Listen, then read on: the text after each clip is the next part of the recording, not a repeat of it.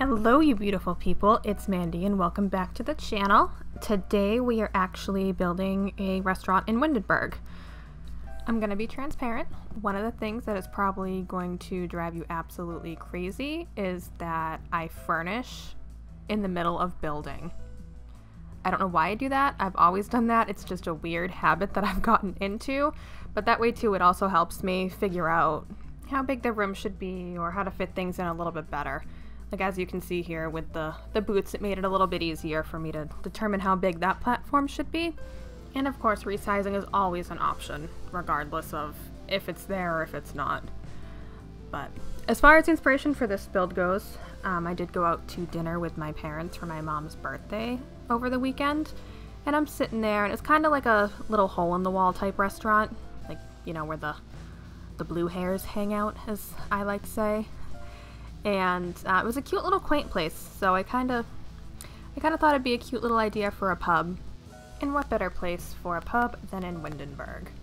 I did try to keep it as close to what I can remember of the place that we went to, you know, with that little platform with a couple of the booths, and then we have, you'll see the bar, and obviously I don't know what the kitchen or anything looks like, so I kind of had to wing that, but we tried to keep it as true as we could to the actual layout of the restaurant. So as far as packs go, we did use Dine Out, obviously, for the restaurant, Get Together, obviously, for Windenburg, and we did also use Get to Work. I did add that because of the retail aspect of the Get to Work pack. They do have a lot of good build items that I really do like for any kind of business that I do. The build took me about 2 hours, so of course there'll be some cuts here and there to keep this as short and sweet as possible. And if you watched either one of my furnishing videos, I'm sure you heard me say, you'll probably never see me do a full build, either furnishing or just building the shell. One reason being, because like I said, I build out of order, and I'm sure that little red exclamation point in the upper left-hand corner is driving some of you insane, being like, why haven't you put all these things in yet? I get that. And because it usually takes me forever just to build the shell, never mind furnishing. So I'm actually surprised this did take me as quick as it did, because normally when I do builds, I'm sitting here all day long. And yes, I do realize I grabbed the fancy AF host station. I will go through and I will change that out to the more pub-like one a little bit closer to the end once we do go through and reevaluate everything going on. Another thing you probably noticed is I don't have a roof yet. Again, because I wasn't quite sure of the shape. The only downside about that is, which you'll see once I do put a roof on, the color scheme changed drastically, especially on the floor. Right now, because of the natural lighting, the floor looks brown. And quick side tangent, I absolutely can't stand how they don't have matching swatches and matching like wood floors to do, like if I wanted to do a porch in a residential lot, it's very, very difficult to match the porch color and the stair color. And same thing with brick. If I do a brick staircase, you're not finding the same either pattern, colors, anything like that with brick floor tiles. It's so annoying. But anyway, yes, the floor looks brown right now. Once the roof goes on, it's a very, very, very dark brown, almost black looking. So no, that isn't gonna work for us, especially with those brown stairs. Oh my god, I just took a sip of my protein shake for the first time since I made it. And when I made it, I was basically out of cacao powder. And by that I mean literally all I had left was like a teaspoon, maybe 2. So I tried to substitute the cacao powder with chocolate protein powder. And let me tell you guys, it's definitely not the same because all I can taste in this shake is spinach and cinnamon.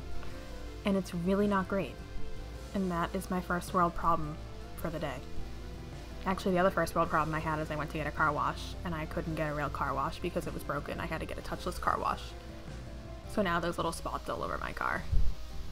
So this is the one time I'm hoping that it rains, so all those spots go away. For the record, I'm really not that high maintenance, but it probably does sound like it just with these, like I said, first world problems. But moving on. So here we are working on the bar side. I got the high top tables going on. I will say I did try to use the bar stools that kind of matched the dining tables, but I didn't like the way it looked. I did want to keep that, like, you know, dusky feel of that you get in a pub. Can't really tell right now, like I said, because there's no roof, so you still have that natural lighting.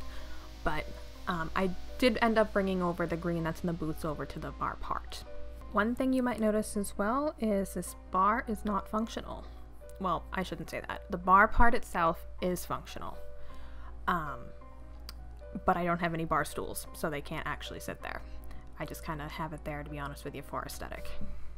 But of course, if a bartender is there, someone comes up and orders a drink, yes, that would be a thing. They can do that.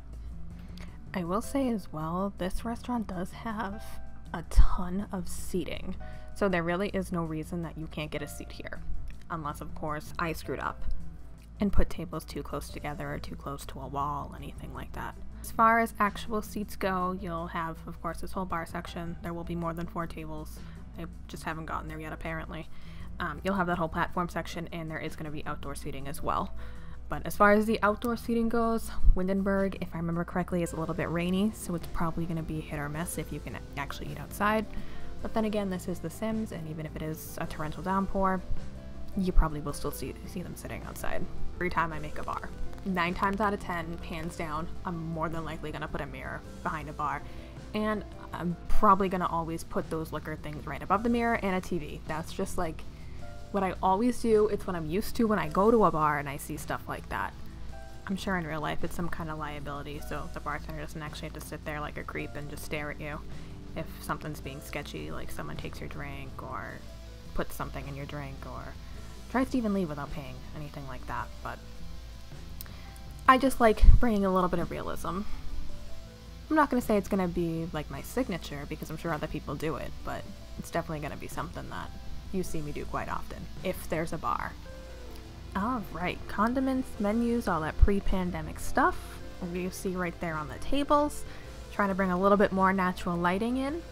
And of course adding some more tables, because you can never have enough spots when you go to a restaurant. Whether it be for Love Day, a night out without the kids, a proposal, 2 teenagers on a first date, or just having a family outing. I will say one thing I usually do that I didn't do here is put a table for a larger party. Because you are allowed up to 8 Sims in a household, so I usually do put a table that's good for about 6 or 8 Sims. But for some reason I honestly didn't think of it until just now rewatching this, that I didn't do that. But I think we'll survive. I guess that just gives me an excuse to make some other kind of restaurant. I do have a diner build that's all queued up. Same thing though, there's actually not a spot for a large party. But that's actually really small because it's a diner. We actually have one here in Boston that I used to go to after a night out. It's made for you to go after a night out, to be fair. It's open, it literally opens at like 2 a.m. But it was really small, but I'm sure that's why, because it was made for things like that, so to keep it as tame as possible, they had to keep it small.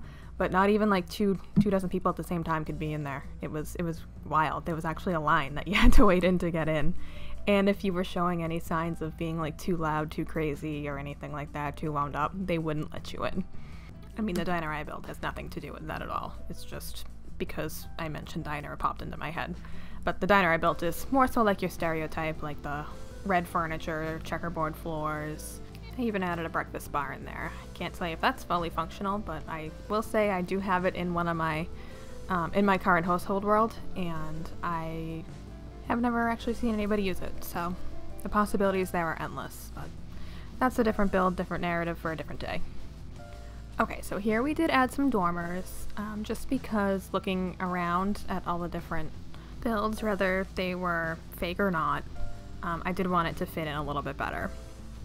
I did add the stone, just to give it a little bit of a better accent, as well as the fact that the vertical boarding on the exterior looked stupid on those dormers.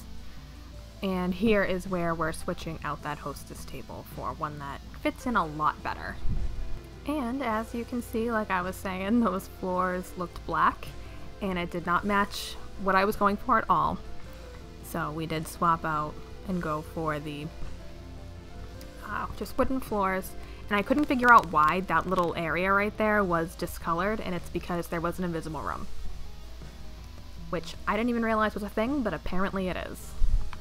And here we are finally going for the outdoor seating area. I was going to do the same tables they have inside, but I wanted a little bit more of an outdoor feel. And then we did the same thing with these chairs. I ended up going with get-together chairs, but I hated those ones that I originally chose, so we went for more of an outdoor one.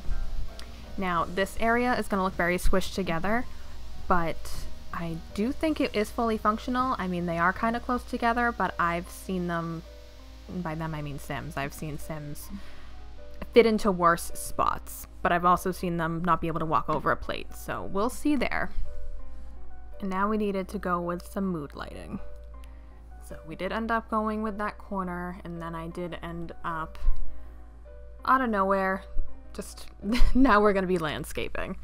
Which is very hard to landscape, by the way, on an area that's supposed to be mostly stone.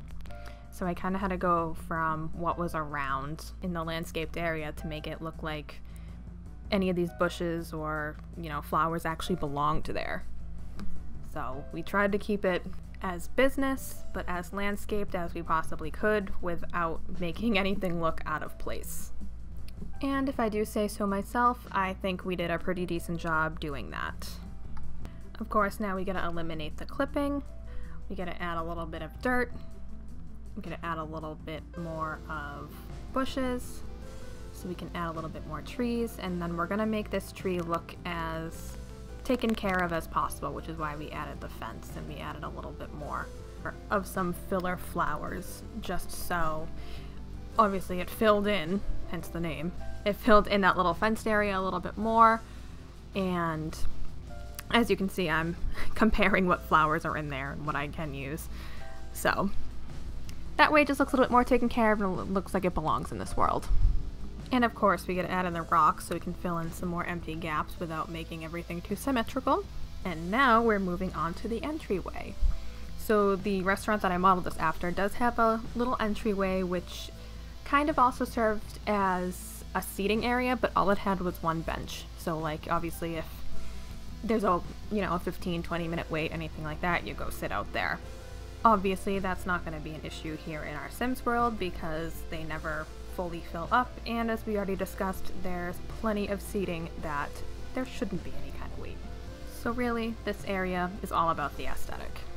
The annoying part that I find with doing things like a little entry room that we don't need is trying to fill it up the best we can, but still trying to make it look like an entryway or like a business entryway.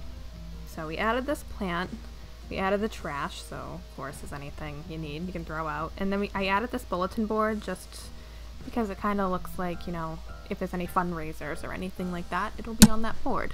I hit my mic with my nails, I'm sorry. And then as far as this rug goes, I did try to keep it a little bit slanted just because now we're dealing with the general public that's walking in and out constantly, so it's bound to not stay completely straight. I probably should have put another bench under that bulletin board, but I decided against it just because, you know, if someone's trying to read it or take any of those little phone number tab things that you can see hanging out there, you don't want somebody sitting there in your way. Again, in Sims, not gonna happen. In real life, it might.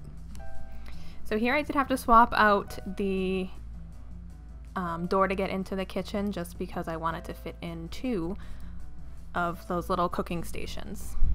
Like we said, lots of customers, lots of seating, the least amount of waiting, the better. I will say this is probably one of the very few kitchens that I've done that I've actually went through the effort of furnishing and decorating, because as far as I'm concerned, when they're in the kitchen, they're really there to cook. They don't need to have all these extras like these wine bottles or the pots and pans or anything like that, because in the restaurant setting it doesn't make any kind of difference of the quality of the meal or anything like that. But since I am making a video on it and we'll be uploading it to the gallery, the more detailed the better, I would say. Now, I did think about adding a fridge and all that other stuff, but sometimes I've found that if a sim is hungry, they'll actually just go into the kitchen and help themselves. which, again, realism purposes, that's not a thing at a restaurant, so we're not doing that. And that little bulletin board that I have right there next to, or above the trash, I should say, right there, that technically should be in a break room, not in the kitchen, but it's basically all the workers' rights and minimum wage legalities and stuff like that from what it looks like. So I always use it as that, if that is what it is or not. But if we have a business, restaurant, anything of those sorts, you're gonna see that board. Alright, I'm not gonna lie to you, I took a little break in between doing the kitchen and the bathrooms, and when I came back to do the bathrooms, your girl was a little tipsy, so I apologize if anything is a little bit out of place, or doesn't look as decorated as it could have been or should have been. But public restroom, they're really not that decorated. I mean, they're lucky that I put artwork in the bathroom. Alright, and then after that we are going to be just adding in the final touches. I guess I didn't really go through and change any of the lights. I did a couple, but nothing too crazy. So, as we are approaching the screenshots, I'm actually gonna get going. So I just want to say thank you so much for hanging out with me, and I hope to see you next time. Feel free to comment, rate, and subscribe, and I will talk to you guys in the next video. Bye.